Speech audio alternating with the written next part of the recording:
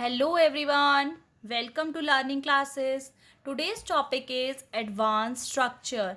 आज मैं आपके लिए एडवांस स्ट्रक्चर्स लेकर आई हूँ इंग्लिश के, जो कि आपको इंग्लिश इम्प्रूव करने में, इंग्लिश के सेंटेंसेस फॉर्म करने में बहुत हेल्प करेंगे. Okay friends, so let's begin. होता क्या है पहले एडवांस स्ट्रक्चर, वहाँ से.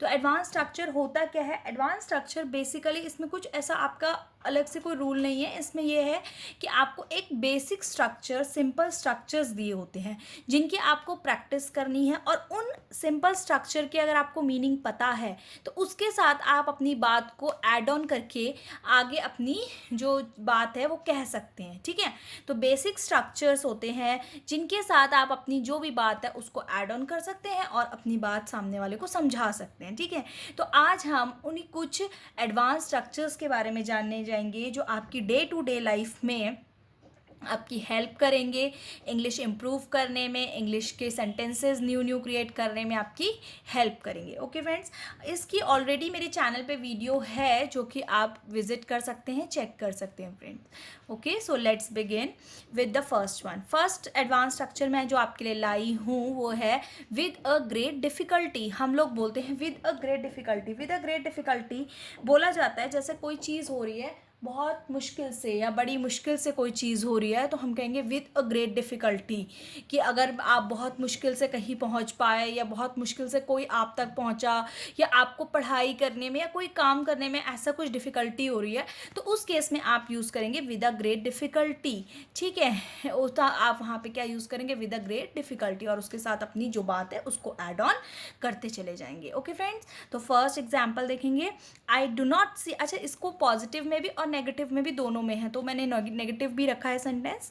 तो पहला है I do not see any great difficulty about that. मेरे को कोई बहुत बड़ी मुश्किल वाली बात वहाँ नहीं लगी, तो हम कहेंगे डू नॉट सी, क्योंकि यहाँ पे क्या हो गया, आपका नेगेटिव में चला गया ना, कि उन्हें कोई मुश्किल नहीं लगी. और अगर लगेगी तो वहाँ पे फिर आपका विद ग्रेट डिफ़िकल्टी आएगा.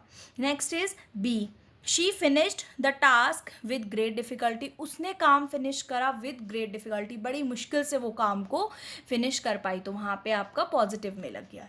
ठीक है, सेकेंड स्ट्रक्चर आपके लिए जो मैं लाई हूँ वो है for the time being. For the time being हम तब यूज़ करते हैं जब कोई चीज़ यूं ही कुछ समय के लिए की जा रही होती है, तो हम कहते हैं फॉर द टाइम बीइंग हम ऐसा कर रहे हैं. फॉर द टाइम बीइंग मैं वहाँ जा रही हूँ. फॉर द टाइम बीइंग मैं पढ़ रही हूँ. फॉर द टाइम बीइंग मैं नहीं पढ़ रही हूँ. इस तरह से फॉर द टाइम बीइंग मतलब कुछ समय के लिए, यानी कि जैसे हम हिंदी में कहते हैं फ़िलहाल. फ़िलहाल मैं ऐसा कर रही हूँ, या फ़िलहाल मैं ऐसा खा रही हूँ, फ़िलहाल मैं वहाँ जा रही हूँ, तो वहाँ पे आप लगाएंगे फॉर द टाइम बीइंग. ठीक है, first is that is the situation for the time being.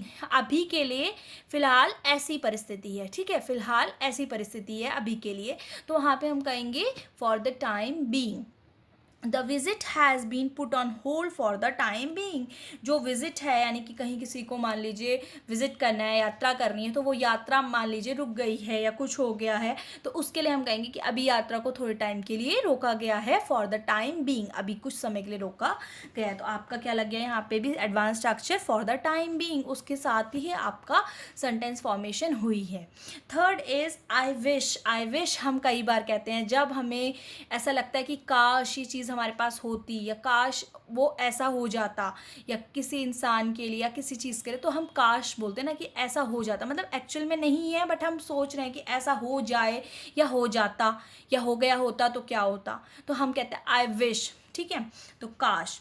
ए इसका देखेंगे I wish she would come here. काश वो यहाँ आ गई होती, she would come hair.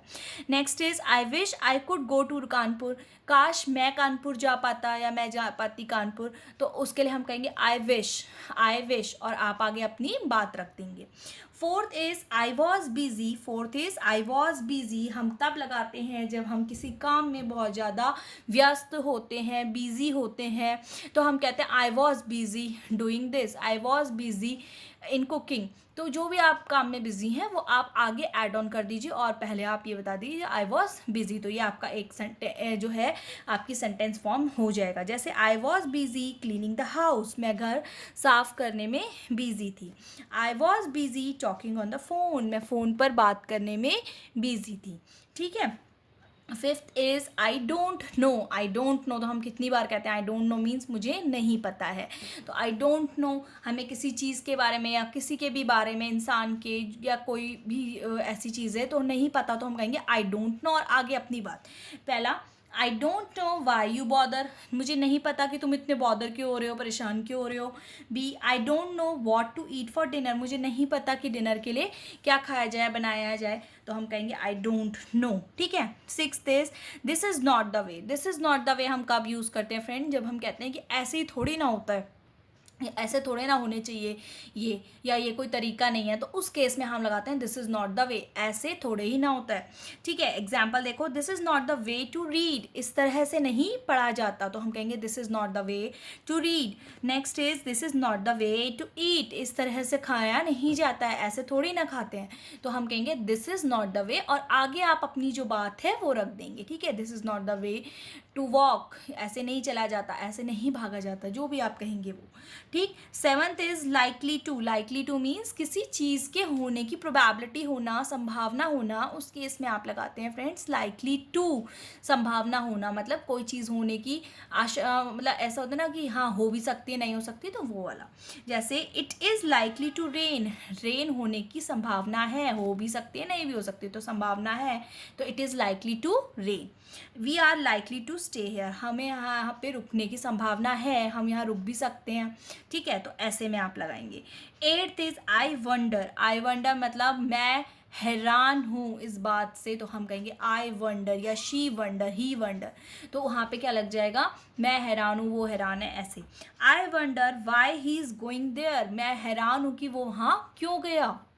B I wonder how energetic his father is even at this age, मैं हैरान हूँ उसके फादर को देख के कि वो इस एज में भी कितना एनर्जेटिक है, तो मैं हैरान हूँ जहाँ पे लगाना है वहाँ पे हम क्या लगाएंगे आगे, आई वंडर, और आगे आप अपनी बात रखेंगे जो भी आप कहना चाहते हैं। होपफुली फ्रेंड्स एडवांस स्ट्रक्चर के रिलेटेड ये वीडियो आपको पसंद आई होगी। पसंद आई हो तो लाइक करें, शेयर करें, चैनल लर्निंग क्लासेस को सब्सक्राइब करें, और भी एडवांस स्ट्रक्चर से रिलेटेड वीडियो को चैनल पे जाके विजिट करें। Thank you.